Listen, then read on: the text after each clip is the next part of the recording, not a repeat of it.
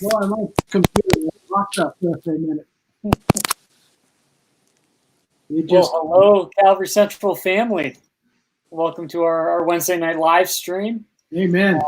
We are excited to have the infamous Regis Bohr with us. If you've been with Central for 10 minutes, you've probably seen Regis running around, putting out fires and setting up chairs and doing anything and everything to serve the Central family. So, Regis, we appreciate your friendship. We appreciate you always looking out for us. We love you very much, and you're glad that you're with us. I feel the same way, guys. I feel the same way with you, the whole church. Yeah. Well, just one word to describe Regis, it would be encouraging. You know, he's always an encouragement, and I appreciate that a lot. Yeah. Amen. Well, thank you. Well, just let's start the same that we've started all of these out. Tell us how you came to Christ. Back in 1987, I was going through a very difficult divorce, and one of my neighbors asked me to a Bible study, like a couple of guys in the back of his camper, and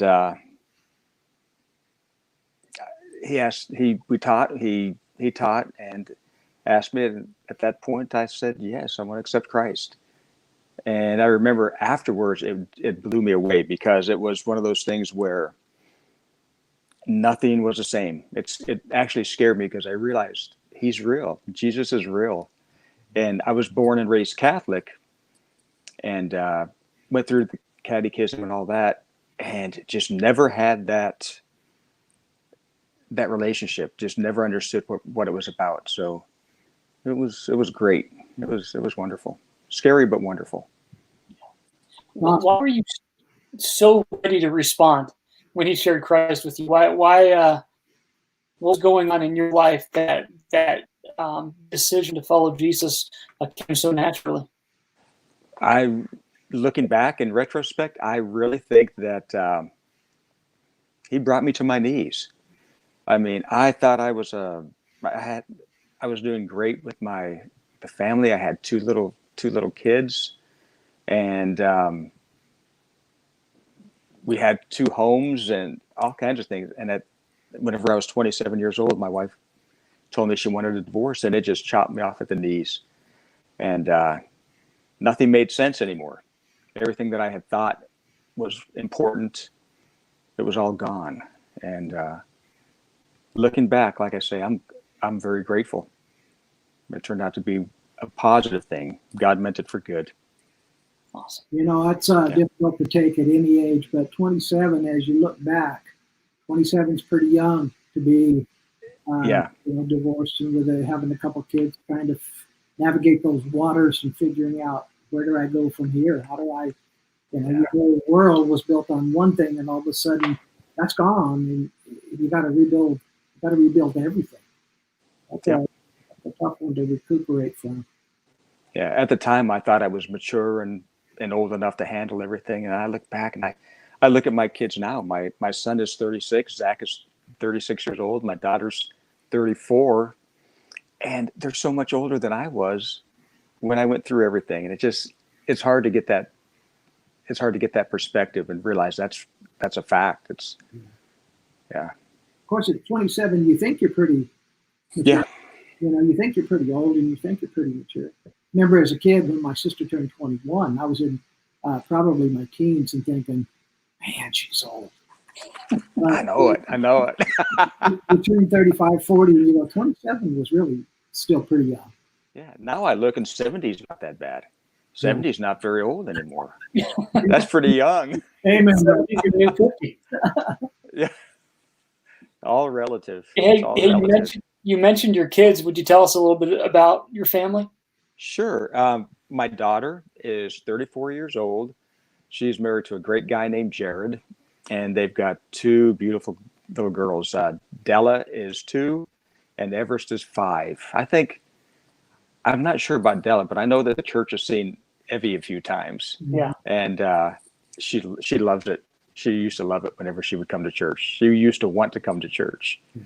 And just recently, my daughter has been sharing all kinds of podcasts and videos with me. She's really gotten it. It blows me away. A big factor was Evie. She kept saying, "Mama, we've got to go to church. We need to go to church," and it's just been great. It's been great. And my son, he is 36. He's married to a wonderful lady named Megan, not different Megan, and they've got a little 1-year-old. She just turned 1. Her name is Rory. Yeah, that's cool. In fact, where do they? Oh, well, actually, they're in town right now. I'm going to play golf with them tomorrow afternoon. But they live in Thousand Oaks, California. Yeah. Gotcha. It's been a long time. Zach came a couple times when he must have almost been, in his early 20s. He was at Calvary a couple times for like Father's Day or something like that. Yeah, that's awesome. Which was nice. Yeah. So what do you think of grandpa life? I love it. People always tell you that it's going to be better than you think. And it's like, yeah, whatever. And I did it, and several of my friends that are grandfathers now, they go, you were right. It's so much better than I could have ever imagined. Yeah, it is. I think one of the big factors is you can love on them. You can even spoil them a little bit. A little bit, yeah. Your job as a grandfather or as a grandma. So, you can get by with a little more, and you don't have that overall responsibility of the parent, because the parent's got to be consistent throughout their whole life, and everybody expects grandma and grandpa to be a little, right, grandpa. Right. So, yeah, it makes it a heck of a lot of fun. Then they go home. Yeah, I did learn real early on though that Everest will tell as soon as she walks in the door. Grandpa bought me ice cream. My wife and I. My wife's name is Lori, by the way, and we have a great stepdaughter, Isabel. She's home sheltering in place because she just came in from Lafayette, Louisiana, from the university there, and it's a drag for her, but it's nice to have her home where she's safe. Evie would tell on me as soon as I walked in the door, Grandpa bought me this, or Grandpa gave me ice cream. It's like she absolved herself from any kind of wrongdoing. It was all my fault. Yeah, of course. Which is great. Too. Yeah, me too. You with Eve? I'm blamed for everything. I'll give her a piece of candy right when she's here, and I'll go shh. And as soon as Beck steps in the house, she goes, "That's what Papa did." Or she'll go home and she'll tell her parents, she'll say, "I had candy for breakfast," or she'll make up some story, even if it tells you out. It's true. It's funny, but I love it. Yeah, awesome. Yeah, absolutely. Hey, I want to say hi to David and Beth Shoemaker. Yeah, hey, David and Beth Shoemaker. Oh, wow. Hey guys. So Ace wants to know where you're golfing tomorrow. What I refer to affectionately. What's that? Don't touch me. Just we call it the ghetto course. It's in Canto. That's what my son refers to it as, because he likes the better golf courses. I've played in Canto more than once. Yeah, it's close. It's like 2 blocks away from me, so yeah, that's probably where we will be. Cool. So what led you to Calvary Central? What was your road or your path to calling Central home? For years, right after I became a Christian, I started looking around, and I ended up at for a while I was at North Phoenix Baptist. Oh. And I remember the first time I went in there, it was like, whoa, these guys are crazy. They are this is what they mean by holy rollers, because a couple of people raised their hands during worship, and I, coming from the Catholic Church, that does not happen. Or whenever I was young, it did not happen. And so I thought, but I like it. I like the style of teaching that the pastor would actually talk. And from there, I went to Valley Cathedral. It used to be up on Central, just north of Bethany. You were there, huh? Yeah, we were there. I was there 12 years, and I guess how many people I met there? Zero. Really. Well, I mean, towards the very end, I met 1 or 2 people, but it just wasn't the same. So it started getting a little weird after 12 years, and started to remind me a little bit of the Catholic Church a little bit. So I started searching. So I went to community. I thought, oh, all the people here must be good. And for some reason, I just didn't feel at home in the main service. But I did meet a great guy that I love and I keep in contact still, is Pastor Manny Martinez. Mm-hmm. And he did like a Friday night Bible study, and it was so nice. But I just didn't feel comfortable. And somebody that was going, I think they were going to that Friday night, they invited me to Calvary.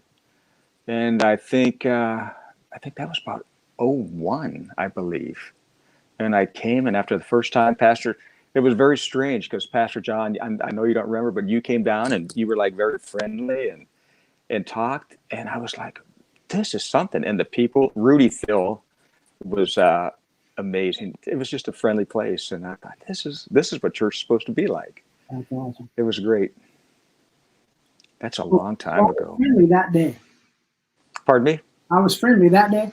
You were friendly that day and every day after. Well, that's awesome. You were accessible. That was the part that really, because at the big Calvary, I would see the pastor, but he would always have like security around him and stuff. And understandable. I mean, it was a big church, and I'm sure that they were careful with him. But you are our security. What's that? You are our security. No, Manny Castro was your security. I just help when I can. I just do what I can. Yeah. And yeah. We're counting on you. Great. We're counting on you that if we get rushed, you're going to be the first one there to help us out. I don't know if I can run that fast anymore. We just need to pray. Yeah. Yes. Yeah. I will be there. I will. If you are rushed, I will get there. Lord willing. That's awesome. But we've always got Oscar up front there. Nobody Jason or Jason. Yeah. Neither one of those guys or Eric. All of them. They're all like. Yeah. You're well protected. You're well protected. Yeah. All Eric's got to do is just take a run for somebody, and we're good. Yeah. That's it. That's it. Do a body block or something. And don't forget Ron. Ron is always right up there too, and he's more than willing to protect too. That's true. That's true. Yeah. How long have you been a part of the Calvary Central family, Regis? I believe from 2001, from 2001. Yeah. Wow. And I think I was only there about 6 months before Rudy asked me to be an usher, and I thought he was crazy. I said, "Me? You don't want me as an usher? I don't know what I'm doing." But what a blessing! He was such a blessing to me. He was instrumental because my dad loved to golf, right? And one time Rudy wanted to come, and with my brother-in-law and my father, and I was like, "Oh man, I would love him to." And they didn't want any Bible thumper coming to church or coming to golf with them, and Rudy came, and he just changed both of them, their whole view on faith. And he and my dad got really close. They'd call each other towards the end there about once a day or every other day or something. Oh, that's awesome. That's incredible. It really is. That's really, really cool. Yeah. Well, that's what you call lifestyle evangelism right there. That's it. Yep. It changed my dad's whole opinion on Christianity. Luckily. Thank God. Yes. You're a small business owner. Yes. Tell us about that. Like small business owner in the time of COVID? Yeah. Pre-COVID, during COVID. I'm blessed. My father started the company back in 1976, I believe, or he bought the company off of somebody in 76. And right out of high school, I was supposed to be going into electronics. I had trained in electronics and had a job promised, and he needed help. So I thought, okay, I'll help him for a little while. And it was great. I mean, he was not always easy to work for, and I probably was not always easy to work with, but I'd always stayed with it. And we kind of grew the business. And now I think I've been doing it, I want to say 43 years, almost 43 years. Wow. He's passed away like, excuse me, 2011. And I didn't know what else to do. How could that be? What's that? You don't look over 37. How could that be? Boy, oh boy. You just reminded me I need to get my tithe in. That's Oh my goodness. Oh, that's very nice. Being a small business owner it's not easy. In fact, if you look at the statistics, new businesses often don't make it through a year. So Right. that's not an easy thing to do. I used to have a guitar shop on 18th Avenue at Camelback, and Wow. it was tough. I mean, it was really tough. And of course, I was really young. I didn't understand the technical side as far as computers as well as I do now. So keeping track of everything was tough. Keeping track of what was coming in, what was going out, inventory. And I would make the mistake of, if I needed something, in my mind, I'm going, okay, if I take off, I'm losing money by not being here working in the shop. So if I went to buy a part, I'd buy 3 of them. So when I closed down my business, I had boxes of stuff that I didn't need. And so just trying to keep track of it all and be a good businessman, and to be a Christian businessman on top of that, that's a hard thing to do, because you have to keep your morals and be a good, your ethics, and be a good guy in the middle while everybody else cheats and lies and steals. It's not easy. It's not easy. How old were you? Because that's a lot. I was still in my 20s, my late 20s, when I first started in that guitar business. And, I loved it. I loved working on guitars. To me, it was an amazing thing to have a $1,000 guitar laying on the bench, and I was responsible for working on it. Wow. And I was working on a lot of the local musicians' guitars and stuff. I loved that part of it. But if I got let's say some people came in and got some repairs, and I had $500 in my pocket from that day, it wasn't registering with me that I still owed $1,000 somewhere else. And so I'd stop by and put a new set of tires on my car because I had $500 in my pocket. Yep. That kind of immature stuff, not knowing how a business runs. I look back, and my dad was tenacious. He would never turn anything down, and he would figure things out. But he wasn't that good with money. But my mom was always the bookkeeper and the office manager, and she was good. Yeah. She was good at that part. It worked out. Yeah, it's awesome. God was in it. There's no doubt. There's no doubt. He still is. What does it mean to you to be a Christian business owner, small business owner? What does that look like? You know what? Just be honest. Don't cheat people. Do what you say. Honor what you say you're going to do. And it's so funny, because when I feel like whenever we honor the Lord in a daily, at work, in our business, He is always faithful. Amen. He really is. And I think that's one of the things. And like you say, it's still around now. There are a lot of companies out there that will flat out lie to you. Yeah. And they'll get out there on a little, like, oh, it's only this much to get out. And then all of a sudden it's this and this, and it just blows my mind. Yeah. But I don't think that the Lord is going to honor it in the long run. But it makes me look good a lot of times. It does. Praise the Lord. There were a few times where I just had to, and I think this is the right thing to do as a Christian man and a Christian businessman. You just have to eat the loss. You go out and you estimate something. You do the best that you can. Through years of estimating, you get a lot better, but you estimate something. You give somebody an estimate, and all of a sudden you get in and you realize it's twice as much work. Well, you still have to honor your word. And unless you have somebody that you know and they say, hey, I get it, I understand. But you still have to be honest with folks. And it was always, at least for me, I stuck with my estimate. If I had given somebody an estimate in writing, I stuck with it. And that builds a reputation. It really does. Yeah, I'm not a good estimator. For a while there, when we were doing a lot of commercial work, I would do it. I would sit down, I'll go over everything. But like you say, it's so easy to lose money and miss something. You can't see under the ground all the time. You don't know what's up in the crawl space. Yeah. So a lot of my work now, and I know I leave money on the table, but a lot of mine is time and material, T&M. Yeah. So that I don't, and then I just work really, really slow. No. Yeah, And if you need plumbing, call K&T Plumbing. I know that's not you, buddy. Thank you. Yeah. No. Has this pandemic impacted business at all? What?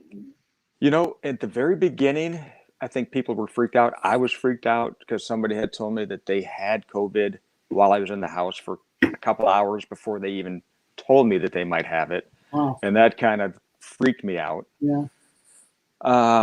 So I was a little hesitant to go out for a while, but it came back. And my customers are so great. I mean, almost everyone I go into, I'll say, I'm going to wear a mask because I've just been in a bunch of different places and I'll protect you guys. And they go, well, we'll put one on too to protect you.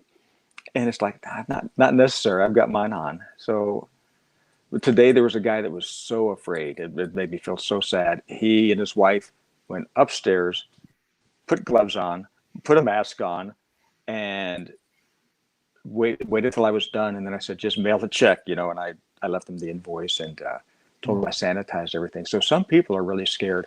Other people are just not scared at all. Yeah. Yeah. Like the close talkers and such. But yeah, it's a different environment out there right now. It really is. Traffic, that is one of the big upsides. Traffic is great. I can get places a lot faster now.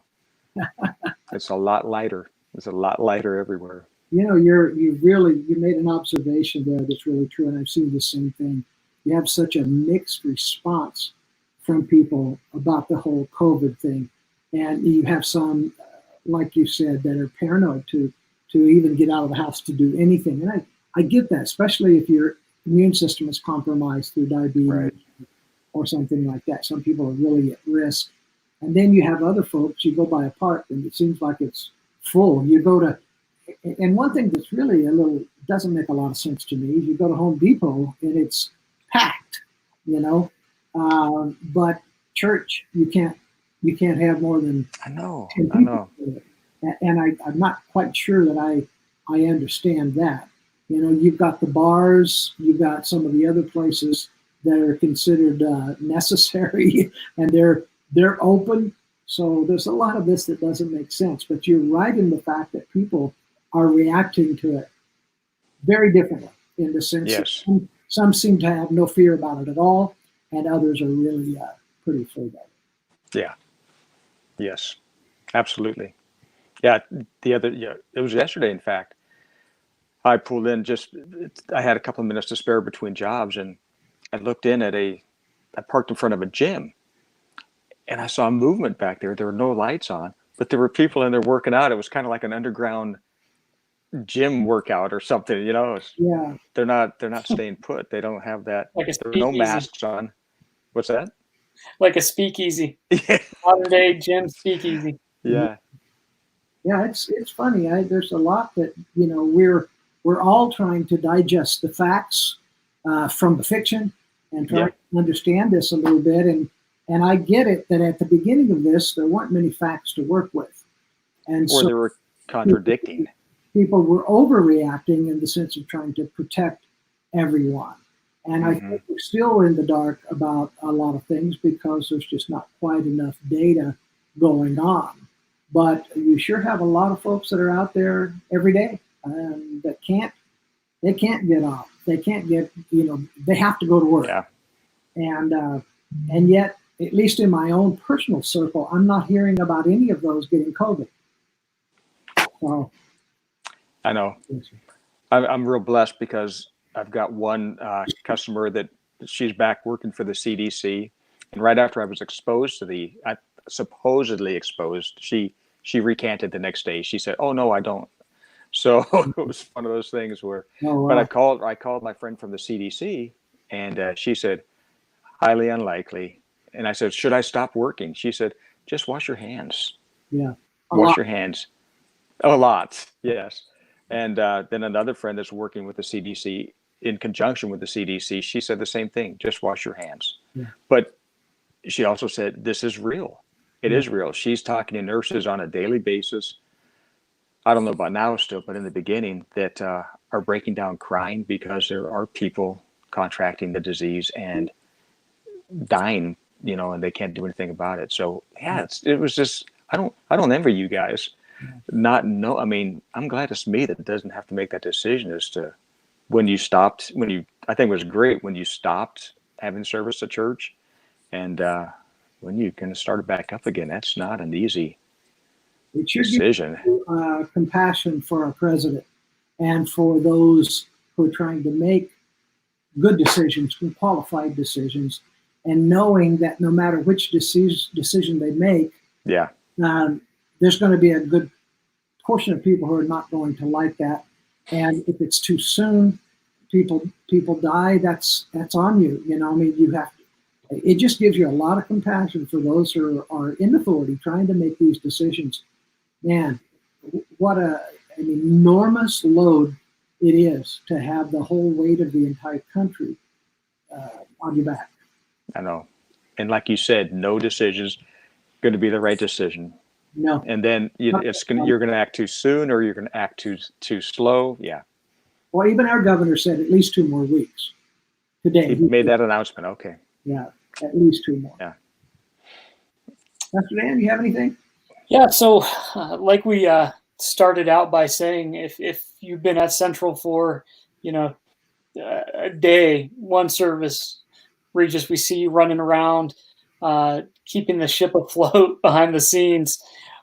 What are some of the ministries you're involved in at Central?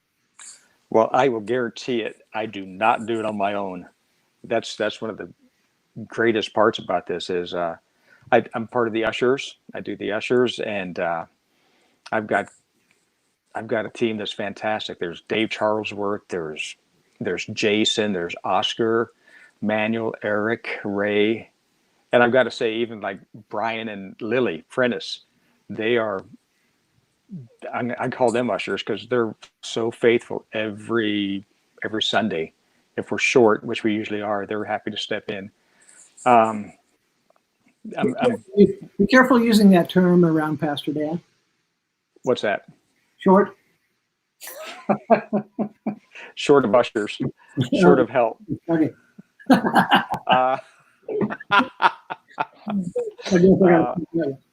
I would do that, but I would probably pick my monitor and everything would go crazy. I'm co-deacons with Manuel and Eric, and yeah, it's just I've got help. All good people. All good people. Sunday mornings I come in and we'll open up, but I don't do anything without stopping by and picking up Ron Buck. Yeah. And he does so much stuff. I don't even know what he does, but he helps me set up the Sunday school tables and chairs, and he does all of his own stuff. And then he goes out and he leases everything. Ron's awesome. It's great. Ron is awesome. He really is. Awesome. I know that Ron's on, and I just wanted to say what a change in that brother from first time he came till now. And he does behind the scenes stuff. He does artwork for us and some video graphics and stuff for us. Just a great brother. He really is. So he's on right now? He's on. Oh, yeah. You can see. Oh, yeah. Hey, Ron. Hey, Ron. Miss you, Ron.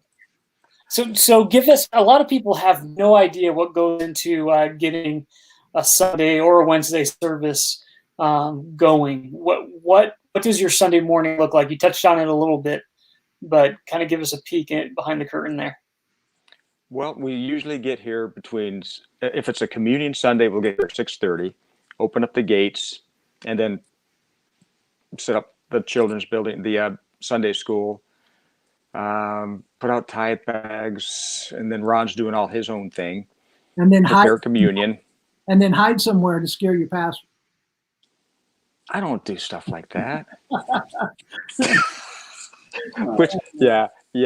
Whichever. I love scaring you both, but Pastor Dan's son Isaiah, has gotten me way more times than I've ever gotten either one of you two. He is so good. And he's small. He gets it. Oh, he's good. Before he's talking about how he's going to scare Regis. Yeah. Yeah, that's wonderful. That's wonderful. Yeah. There's just by 8:30, I meet with the ushers and we assign aisles and go over things, and then afterwards, you know what? This is the sad part. You're all going to have to remind me of what I do when we can get back in because I can't remember everything. We straighten things up. We pick up trash and walk the aisles, walk the rows, pick up the trash and everything, and then Oscar and I count. And maybe that's too much information. The back of the chairs too. You guys check all that to make sure. Yeah. It's all replenished. We all do that. Yeah. I forgot about that. That's something else we're going to have to do. Yeah. One of the things we didn't ask you, and that is, what are a few things that people would be surprised to learn about you, or even one thing? You know, that question terrified me. It's like, I don't know. Okay. I don't know. Okay. Okay, so maybe somebody will put something up and ask a question and I can answer it. Plots, nothing like that. No what? No secret government plots. Well, it wouldn't be a secret anymore. This is true. No secret government plots or anything. You know, you're married, you got a family, you got a job, you're a small business owner, and I think Calvary Central would be hard pressed to find anyone that's there before you or stays longer than you. So how do you find time? How do you balance this out? And because you have some people who go, I just don't have time to do this, or I don't have time to serve the Lord. You know, I'm raising a family, or there's lots of reasons, but you find time. Because maybe that's part of it, though, Pastor John. Is I mean, I don't have any young kids at home anymore, and it was just, I have to go back to Rudy, and somebody else that was real influential in a lot of the, just stepping up. If you see something, step up and do it. It was Michael Mullen, and he was always good at finding things that needed to be done and just doing them, and. It's so strange. It's like sometimes whenever maybe this is a secret that when it comes time to reset the chairs, I go, oh man, that's such hard work. And I cannot tell you how many times I thought that's going to be hard to get it all done. And the guys are so faithful, and the Lord always blesses the time that we spend together. And I walk away going, I'm sorry, Lord. That's, I did it again. I doubted again. And he just, he blesses. And I think the biggest part, whenever somebody does step up, and you get to learn more about everybody. Yeah. You get to see what people, we're all on the same boat. And yet I look at the ushers, and they're so diversified. They all bring something different, but they all bless me. Yeah. Yeah. It's just, it's very, very cool. So I guess just step out, just try it sometime. You mentioned Michael Mullen, and I saw that a few days ago, not very long ago, it was his birthday. Oh wow! Popped up on my computer, and it made me happy, sad in the sense it made me sad because I couldn't just wish him happy birthday, and because he's gone home to be with the Lord, but it made me happy for him that in the presence of the Lord, and he doesn't have to worry about that anymore. But Michael was one of those guys that he came in with his sleeves rolled up. I mean, he got saved and couldn't believe that God saved him. And he didn't want to waste any time in the time he had left to be involved and serve the Lord. And I think we all miss him a great deal. He's a good guy. Absolutely. And one of the fruits of that life that he led after he became a believer is I get to deal with his son, or get to talk to his son. frequently. We'll text in the morning to find a good scripture or something. But Mike is an amazing believer too. He really is. Good guy. Yeah, yeah, He just really wonderful. kicked in when his dad needed him. You know, he was there. He was there for his dad right up until the end. Yeah. And you know, you got to have a lot of respect for a young man like that. That's very, very cool. Yeah. What are some opportunities that people who might want to get involved? Let's say you have somebody who comes up to you and says, you know, Regis, how can I get involved? What can I do? What are some opportunities that you see that need to be fulfilled? I think any of the ministries except for security, because Manny's got plenty of people. And the benefits for the security team is not that great. Is Manny on? Is Manny on? I don't see it. I don't know if he is or not, but I'm sure it'll get back to him. I'm always trying to poach his guys, and he's trying to get my guys to do security. So, no, and all of them. I mean, security is a great way to get to know people and protect the church. Ushering, the children's Sunday school and everything is incredible. But yeah, anywhere. You see David's post. He goes, "I missed the chair stick." Oh, David. On that. The chair stick. Oh my goodness, yes. The spacer between the chair. Yeah. Yeah. I don't know. Maybe he used to threaten people with it, like hit people with it or something. Yeah. So for people who are wondering, what's the chair stick? Yeah. Well, yeah, they don't know what the chair stick is. Oh, it's a stick that I think that Hoot, from what Rudy told me, Hoot made it. And it's something that you line up the chairs, and then you have to space them so that everybody has the right leg room. And that's the chair stick. Yeah. The spacer. Yeah. Yeah. And David, you that was from row to row, right? From row to row, so you'd have the proper amount of spacing between the rows. Right. So when we come back, we need a bigger spacer. Yeah. Yeah. Maybe a 6-foot chair stick. We're gonna have to tape them together. Yeah, 6-foot stick. Maybe David could come down from Prescott and help us make one of those. I would like that. David. Yeah, please. Just don't hit me with it. What bit of encouragement, Regis, would you give someone who would say, I don't have the time to serve? Because somehow not only do you make it work, you do it well and you do it with joy. And when people are interested in serving, I can't think of a better ministry to be involved. I mean, you got to go where you fit. But sending a young man to you and having them learn under you is a really huge gift. So what would you say to someone who thinks there's just not enough time in the day to be involved? Make the time. You'll be blessed.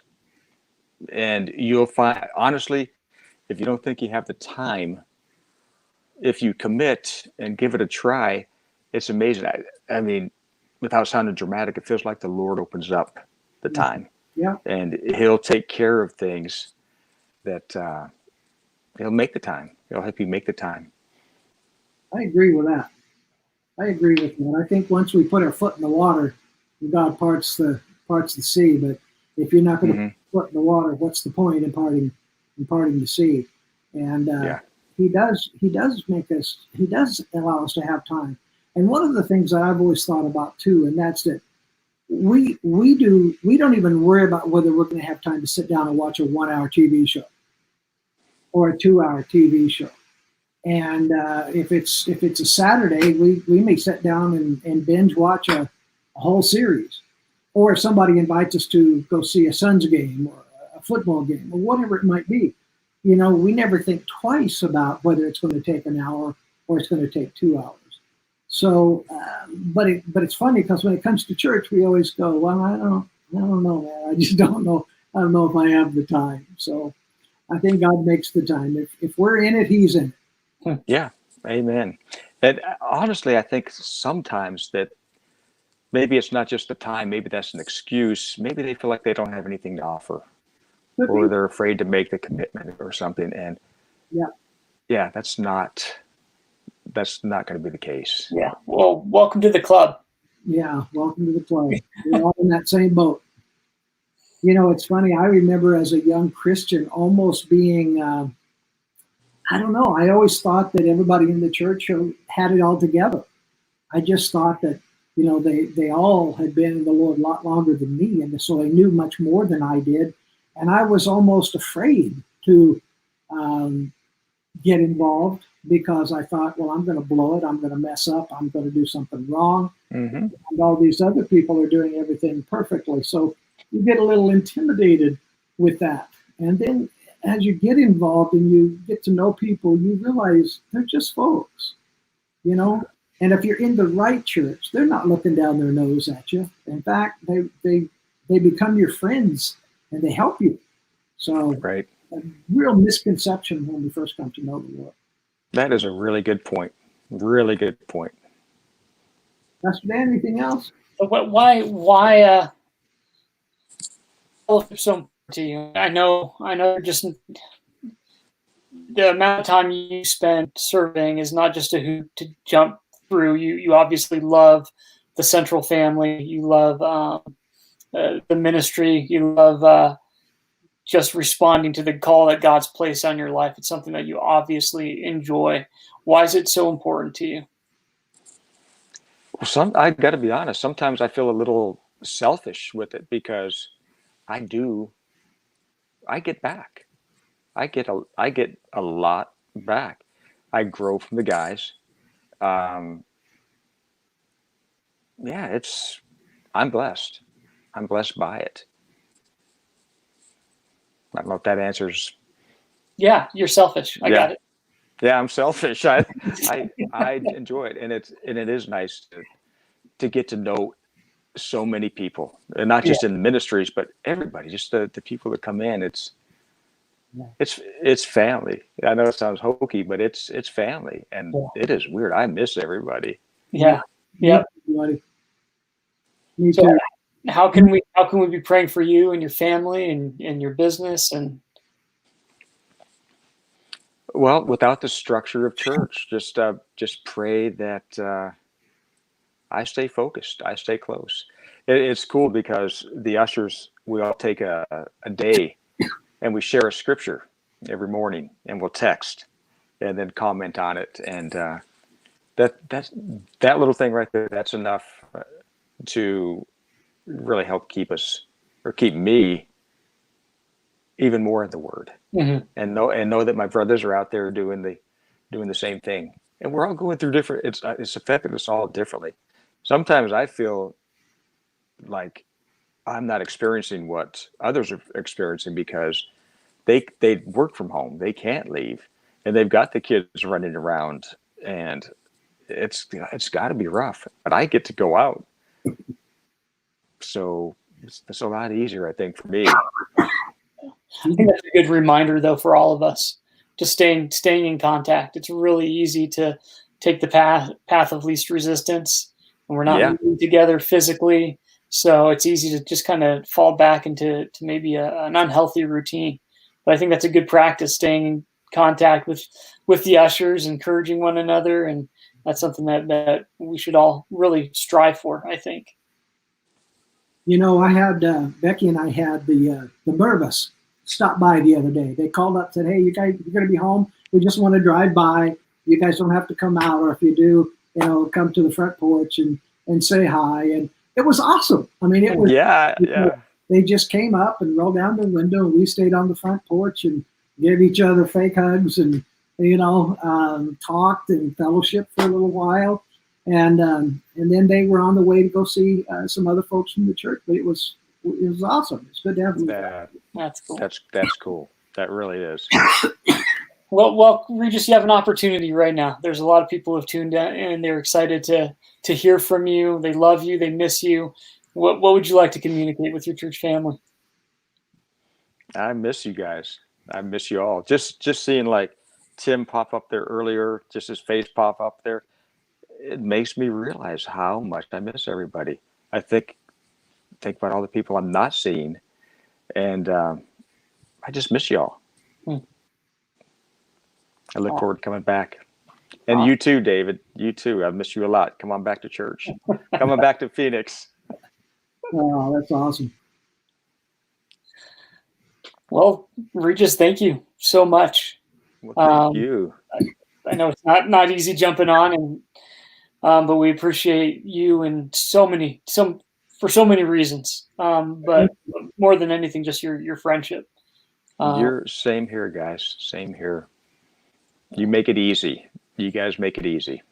Well, you're definitely an encouragement to me, and you also make church fun. And if you can't have fun with your brothers, who can you have fun with? And that's one thing that you do. We fold it in. We can be ourselves around you and have fun and love the Lord at the same time. And I, for one, really appreciate that, being able to have a brother in the Lord that I love and respect, and just enjoy seeing you, man. Well, that is wonderful, but believe me, that comes from the top down. Yeah. If you guys weren't right, and then to you guys, if you guys were not that way, then it wouldn't be as fun. It would not be as fun. So you guys instill that in people. Well, Pastor I'm Dan, grateful. He doesn't even have pants on right now. Really? Yeah. I don't either. I do. We really do. I really do. We honestly do. Yes. All right. Well, Pastor Dan, what do you think? It's time to go? Yeah. Again, thank you everyone for spending the evening with us and just taking the time to reconnect. Thank you for everyone who logged in and commented and talked about the chair stick. We're glad to have learned about that. Amen. Right? Continue to pass the links around. We want to use this as an opportunity to see people get saved. Yeah, Facebook and YouTube. Again, sometimes people will not enter into a church, but if all they have to do is click a link, sometimes they're more prone to do that. So share the link with them. We'd love to have them join our fellowship. And then of course, Sunday at 9:30 a.m., we'll be gathering together as we continue to teach through the gospel of Jesus Christ. But we miss you. I don't know how many times we can say it, but we really do. We're so looking forward to getting back together again. Hopefully it'll be sooner than later. Amen. Regis, I know this is not your thing, so thank you for participating. Thanks for making it easy. Okay. God bless you guys. Thanks for tuning in. See you later.